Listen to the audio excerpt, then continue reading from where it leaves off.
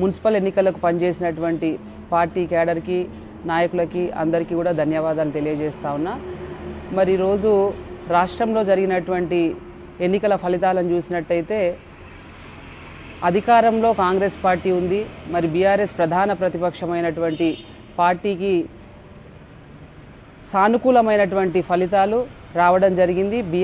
మరి ప్రధాన ప్రతిపక్షంగా ప్రజలలో మేము కొట్లాడేటువంటి మేము తీసుకునేటువంటి కార్యక్రమాలు అన్నీ కూడా ప్రజలలో పోయినట్టుగా సంకేతాలు ఇక్కడ కనిపిస్తూ ఉన్నాయి.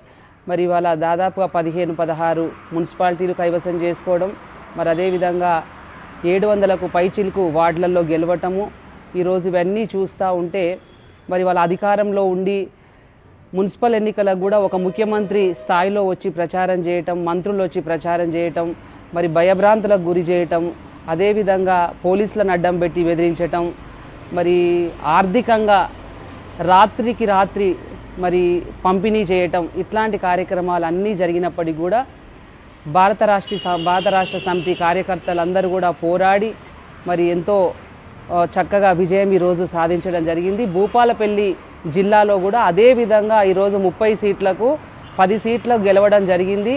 ఈరోజు మేము గెలిచి ఓడినాం, కానీ వాళ్ళ అధికార పార్టీ వాళ్ళు ఓడి గెలిచినట్టుగా కూడా కనపడతా ఉన్నది. ఎందుకంటే ఇవాళ 5-6 సీట్లు దగ్గరికి వచ్చి 30, 40, 50 ఓట్లతో ఓడిపోయినటువంటి సీట్లు ఇవాళ కనిపిస్తూ ఉన్నాయి.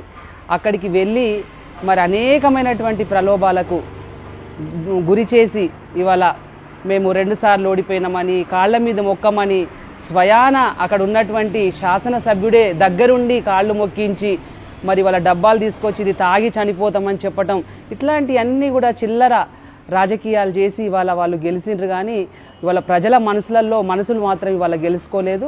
ఇవాళ బీఆర్ఎస్ పార్టీ అధికారంలో ఉన్నప్పుడు తీసుకొచ్చినటువంటి డబుల్ బెడ్రూమ్ ఇండ్లని కూడా ఆ రోజు మేము బెనిఫిషరీస్ని సెలెక్ట్ చేసి ఇవి ఇచ్చిపోవడం జరిగింది.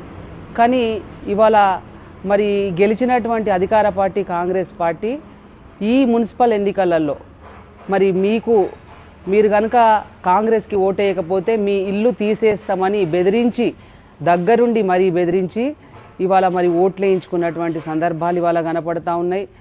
రేపు మీరు గెలిపించకపోతే మీకు వచ్చేటువంటి సంక్షేమ పథకాల్ని కూడా తీసేస్తామని చెప్పడం జరిగింది. ఇంకా అధ్వాన్నంగా చెప్పాలంటే రేపు అధికారం